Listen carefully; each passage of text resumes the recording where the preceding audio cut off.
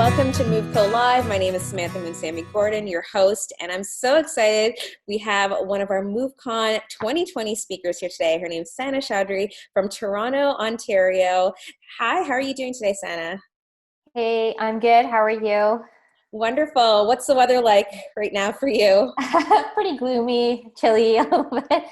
But I hear Ottawa's a little bit colder than us. So. Yeah, we got our first dump of snow. So, Mm. we're starting like while the pandemic has kept us inside a lot. This is just like a next level of like, okay, let's get out and plan our groceries and like minimizing time to go outside.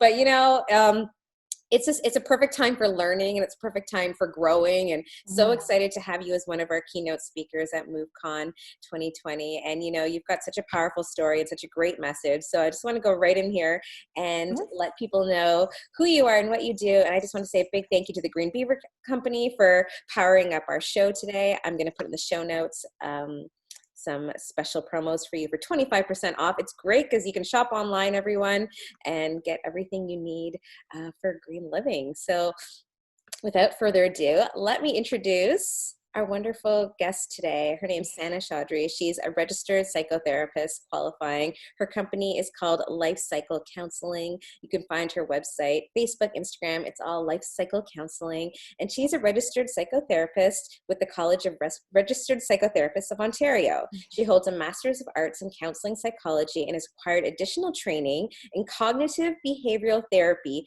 Dialectical Behavioural Therapy, Acceptance and Commitment Therapy, and EFT, one of my favorites, emotion focused therapy. Wonderful, amazing experience. So her private practice is called LifeCyle Counselling, where she provides therapy for individuals on topics that we can all relate to: anxiety, depression, grief, trauma, and then infertility, fertility counseling, and prenatal pregnancy and postpartum therapy. And I want to say thank you for shining the light on maternal mental health. I do want to dive into that because I know that's one of the topics you'll be talking about at MoveCon. And I'm so happy we live in a time when, these things are being talked about. It's not just like a big umbrella. And that's something I really like about you. Can you tell us a little bit about your practice and areas of specialization? Yeah, sure. So you kind of touched on some of them, but so as you know, my practice is called LifeCyle Counselling, and I do offer individual counseling. So as you mentioned, for anxiety, depression, grief, trauma, those are generally the bigger ones, but I also help with stress management, life transitions, women issues, self-esteem, self-confidence, self-help, self-care, all of that sort of falls under there. I even have some people who sort of, are facing a lot of cultural dynamics. So how to set up boundaries, dealing with cultured clients is one of my bigger specializations and focuses. I love doing it. I've been on the other side of the couch so many times and have not gotten the help that I need because of that. Them not understanding those cultural dynamics at play, religious dynamics at play, so many different things that kind of are all at play. And it's not as simple as telling somebody, okay, well, why don't you get up and move, or why don't you put a boundary here or there? So really working on that. And then in addition to that, I do reproductive mental health. So reproductive mental health is people struggling with infertility. That can look anything from maybe starting to accept a sperm donor, coming to terms with loss of infant, loss of failed embryo transfer, coming to terms with the possibility of maybe not being able to carry, and maybe IVF hasn't worked, looking at adoption.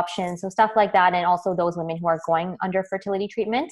I'm about to introduce couples counseling actually, because I see that there's a big need for that within both areas. So reproductive, individual, and also maternal mental health. There's a lot of partners who are kind of telling me that, well, how can I better support my spouse? How can I better support my partner going through all of this?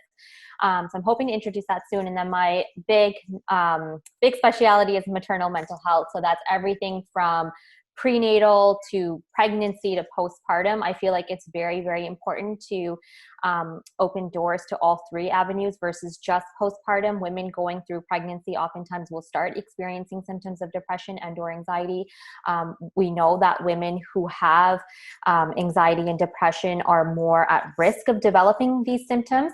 And so really kind of walking them through and helping some of that, helping to alleviate some of those symptoms for these women is really, really important. And it's near and dear to my heart. I can see that, like you've got the credentials, absolutely. But tell us a little bit more about yourself. Like someone doesn't just accidentally end up in this field. So what's your story?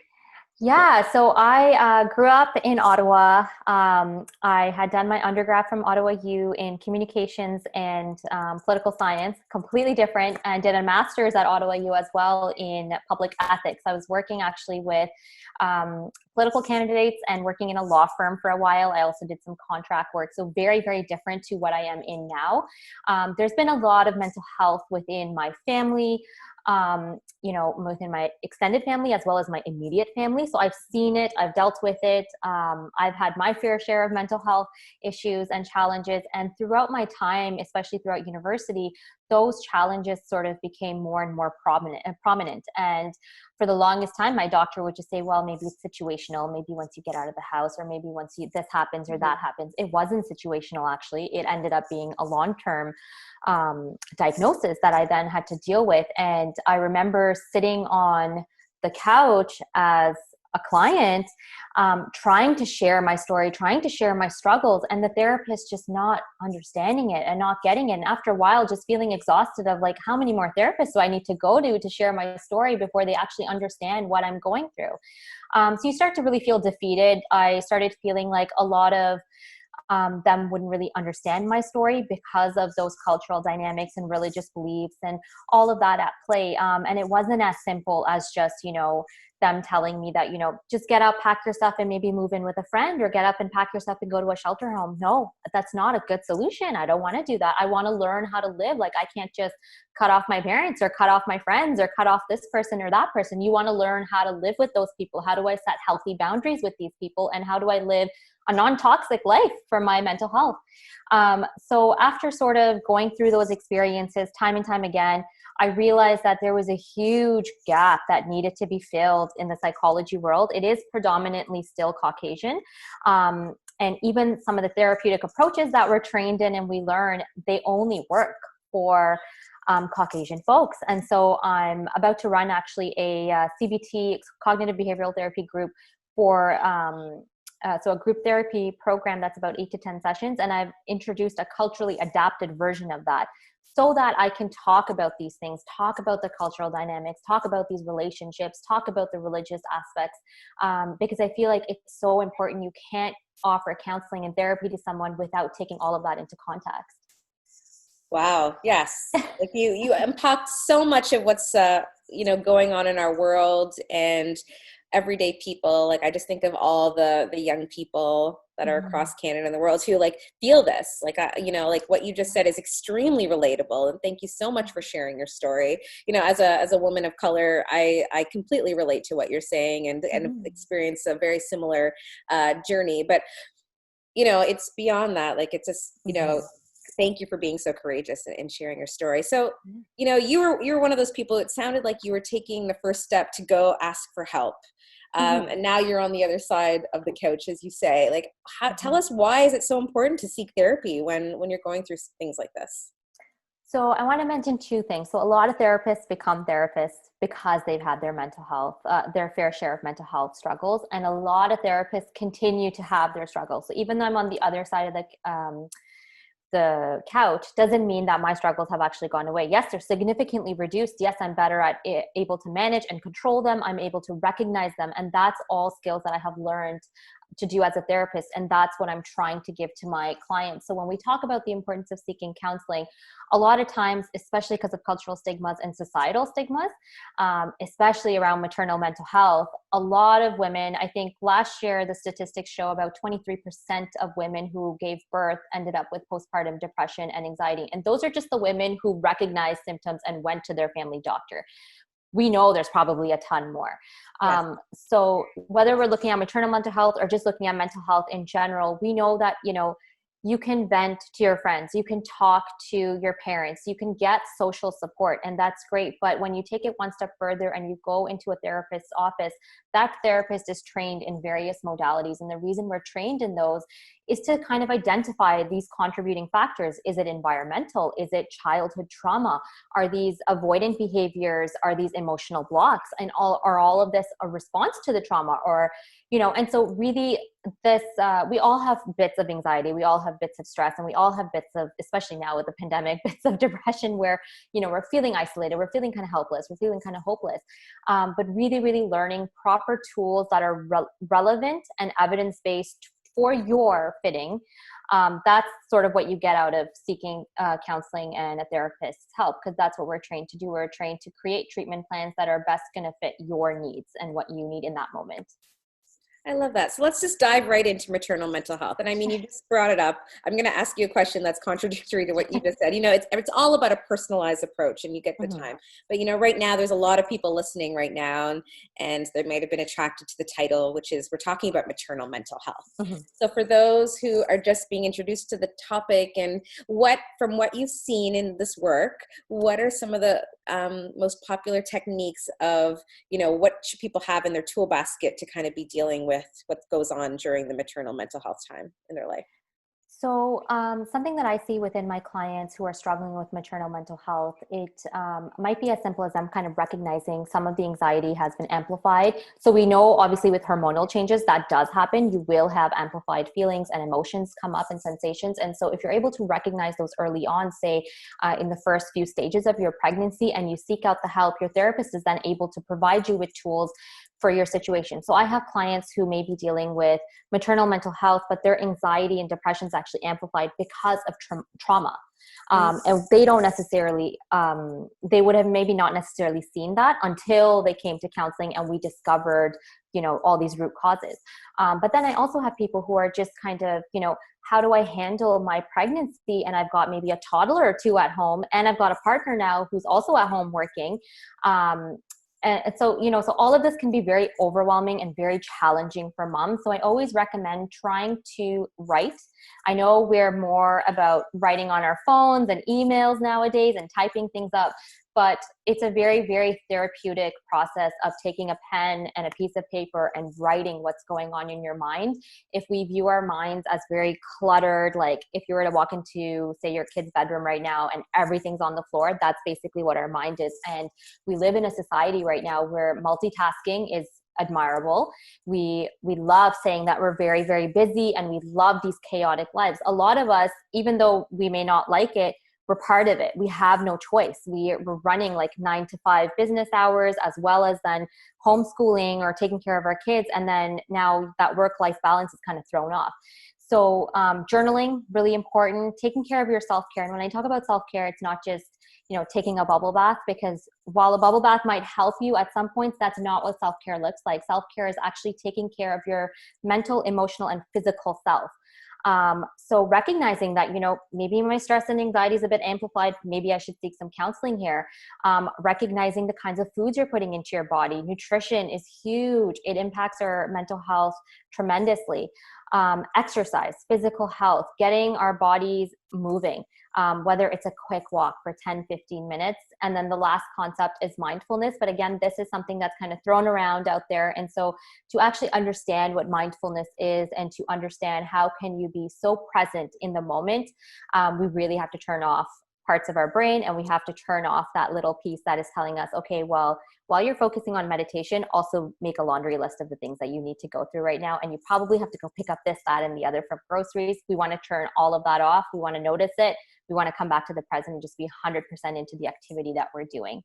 So those would be some of my self-help recommendations. Very relatable, very understandable, and I would say as humans, we can't hear this stuff enough. It's not the first time I heard to open a journal and take a moment, but it's so powerful. So thank you for reaffirming what I'm sure a lot of people are thinking about. And, if you're out there and you're listening and you're like, okay, you're listening to this podcast right now, which is a step in the great direction of just understanding some, opportunities for us to live our best life, which is what this is all about. And, the next thing I want to talk about is the cultural stigma of maternal mental health. What does that mean? Like maybe someone's never heard of it, or maybe someone's going through it right now. And So with cultural stigma, we know that through research and what research has shown us so far is that in general, as women, when we experience maternal mental health difficulties, we're experiencing some postpartum anxiety or depression, we don't generally recognize it. First part being because postpartum blues almost always happen. So there's a little bit of a confusion there as to, am I actually depressed or am I experiencing the winter blues? Now you throw in some cultural dynamics and you may have grown up where your parents are then telling you, well, I had 3 or 4 kids and I was fine and I had no support and I had no village. Yes, but social media was not there. We didn't have, there is so much going on in the world of TikTok and child abuse and child pornography and all of these things that we need to now also be mindful of for our kids. In addition to, different physical and physiological involvements that have happened. So we know that with children, they'll teeth at specific times. Good sleeping habits need to be implemented. These are all things that maybe our parents not only did not do, but they probably didn't know about. There was not a lot of education around child parenting, disciplinary skills, their eating habits, sleeping habits. All of this stuff is very, very new. And as mothers, we're all trying our best to sort of see, okay, well, if this didn't work for my kid, maybe this will, or if this is not working, or please stick to this routine or that routine.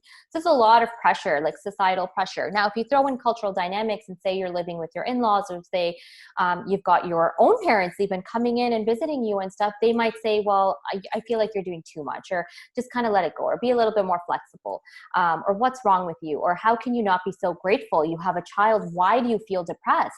All of that coupled with growing up in a cultural home is going to make you feel like you're being ungrateful. It's going to make you feel that, yeah, I don't understand why I'm being depressed. Something must really be wrong with me.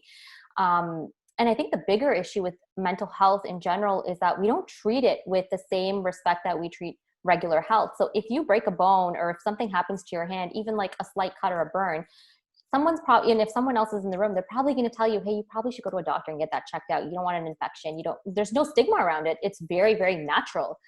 We go to physicians to get their help on their expertise on what's going on with us. We'll go for routine checkups, routine needles. But with mental health, it's all of a sudden like, okay, well, something must be wrong with you if you need to go get help. There's so much stigma around getting counseling, and there's so much stigma around just recognizing mental health. And then throw in like a newborn, women will kind of be stuck there with this dilemma of like, well, why do I need to focus on my health, without recognizing that it's not only impacting you, but it's impacting the entire family. So now your spouse will be affected. And more importantly, the parent-child dyad is a very, very significant component. So we don't realize that our children, they need to feel secure, loved. They need to feel safe. They're not going to get that emotional security if we're not feeling that way. So if we've got our own stuff going on, that child is going to take that emotion from us and start, not expressing, but kind of internalizing that and kind of starting to feel those emotions that the mother is experiencing. And with enough time, depression, anxiety, all of this kind of gets worse. So it becomes more ingrained into us. So now, maybe 5 years down the road, you feel like I've kind of nipped it in the bud, but a big conflict happens or something goes on where your child maybe is coming home and is sharing something with you. Your anxiety is going to go from 0 to 100 because you never learned how to manage it. So I think when we talk about maternal mental health, we want to really recognize sort of the risk factors. We want to talk about a little bit, recognizing that it does impact everybody. It impacts from your partner to your children to everything. Yeah, it's a very holistic approach. So maternal mental health, is it something that only someone should be seeking help like when they just have a child, or is this like a lifelong thing now that you're like a parent, a mother? Like, how does that work? Yeah. So with maternal mental health, it's kind of like if we viewed it at anxiety and depression, it can come and go and it will fluctuate. So sometimes we'll feel it in very higher forces, and sometimes it'll be a lot less and we're able to manage it. I find with seeking therapy, that's something that it can really help you to identify. So if you feel like, when I'm getting pregnant, I already know that last time when I was pregnant, I suffered from postpartum depression, and I know that all of this happened and I escalated and spiraled down. So this time I'm going to be a bit more proactive. If I know I'm pregnant, I might go and find a counselor who specializes in maternal mental health and start seeing them then and start building on those tools then. So, I think when we talk about maternal mental health and we recognize all that stuff, and if you're feeling sort of any kind of anxiety or any kind of depression, maybe even as an individual who's not pregnant yet, I would still try to nip it in the bud then, because once you do become pregnant, we know that those things are all amplified because of hormonal changes and whatnot. Exactly. So yeah, I do agree. I think it's like a can be lifelong journey almost. Yeah. You could be a mom of many, many years, and this is triggering something like something you haven't dealt with before, or even before, after. Yeah, no, it really is a journey. So thank you so much. I've learned so much. As I'm listening to you, all I keep on thinking is like, go Sana, like you're crushing, you're crushing cultural barriers. You're educating people who might not have ever thought about this for themselves, because you make it feel so comfortable to like have these conversations. So, thank you so much for being part of this landscape. And we get to hear more from Sana and Meenakshi from the Lotus Movement at MoveCon later this month. So we're so happy to have you. So my last question to you is, how does someone find, to work with someone like you? How do they go about navigating that? How are you sharing your vision and education right now with the community? Yes. So I'm part of the Lotus Movement, as you kind of mentioned, and we'll talk a little bit more on that later on in November. But in order to find a therapist who specializes sort of in maternal mental health, the biggest directory service out there is Psychology Today. And it's great because you can put in your filters and you can literally type in, I'm looking for someone who maybe is female or cultured or a specific age or whatever it may be. I always recommend that when you do find a therapist or a couple of therapists, do shop around, because the fit is so crucial. It's very, very important to find somebody that you connect with, that you feel like you can be vulnerable with, and that you can establish this relationship with. So on my Psychology Today page, I kind of go through the areas that I specialize in, but I also offer a complimentary consultation, which is where they can pick up the phone, give me a call, and we'll chat for 15 minutes, and I'll ask them, that's also more so for me to understand their concerns and make sure that I can help them, but for them to also understand the process. And I find with therapy, because it's still so stigmatized, we don't really know what to expect when we go in. When we're talking to a therapist, we don't know what therapy is going to look like. We don't know, do I expect 10 sessions or 20, or how does this work? And what kind of stuff are you going to talk to me about? And do we just sit there quietly, and do I have to talk? And all of that stuff kind of comes out. So it really gives them the chance to explore and talk to me about their questions and concerns. And then the other thing that I do is I offer a lot of psychoeducation within my therapy session. So instead of just saying, okay, we're going to do CBT and we're going to do this, I explain to them, what is CBT? Why are we using it? How does your brain work? And how are we kind of using this to reprocess thoughts or reframe things? So those are sort of my two tools. And with respect to finding me, I do have a website, and I'm also on the southasiantherapist.org, as well as Good Therapy. But the main one is Psychology Today. I feel like specifically for Ontario, at least, a lot of the therapists are on there. Wonderful. So I'll put all of that in the show notes so everyone can find Sana afterwards. So thank you so much for your time today, Sana. I could listen to this topic all day long. Like, I find it very relevant. We all come from others. We are all part of a community that's taking care of each other. So what you're providing as a service to Canadians is truly something so special. And I just want to thank you for, being part of our community and sharing what you know. And I hope the listeners out there, you learned something new. If you're someone who's looking for help, we're going to put in the show notes some opportunities for you to ask Sana some questions and just reach out, this is the time. Let's crush the stigma. Like, what is that? Who cares? Like, let's get over ourselves and stand in your power and just, we're all here to just like live our best life and do what we can and have the toolkit to just enjoy and be in the moment. And yes, I started this talking about the snow and being like, oh, I'm going to like hibernate. It's my first instinct, but you know what? Like, he's right. Go out for a walk, just 10 minutes at a time. And, I'm definitely going to do that today and take a lot of the things you said today, Sana, to my heart and put them into practice too. So looking forward to hearing Sana talk again with Meenakshi at MoveCon. So if you don't have your ticket yet, make sure you sign up. We can't wait to have you, and just let's continue these conversations of learning and growing together. So have a good day, Sana. Thank you so much for your time. Yeah, thank you so much for having me here.